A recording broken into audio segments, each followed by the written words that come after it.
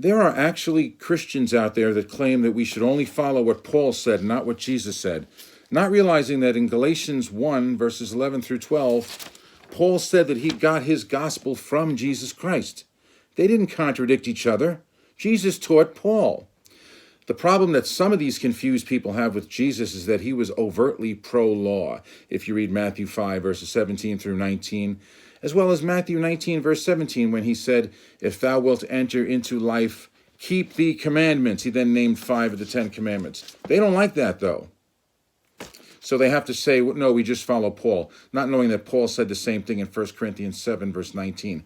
But I digress. I want to go to a passage that most of the anti-law Christians ignore. Matthew 7, verse 21 through 23. Not everyone who says to me, Lord, Lord, shall enter the kingdom of heaven, but he who does the will of my Father in heaven.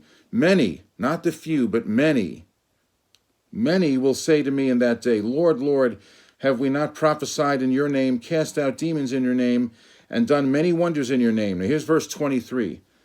And then I will declare to them, I never knew you. Depart from me, you who practice lawlessness.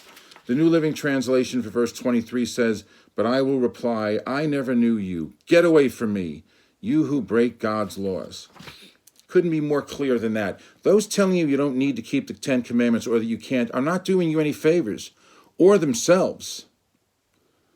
We're trying to help you when we say you should keep God's commandments. God's commandments are love. They're a reflection of his character, love toward God and love toward neighbor. And when you read 1 Corinthians 10, verse 4, as well as John 8, verse 58, and Exodus 3, verse 14, the one who became Christ spoke the commandments himself.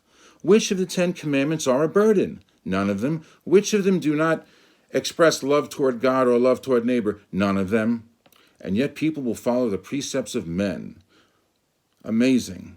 The gall of some people that claim to be Christians but won't obey what Christ said.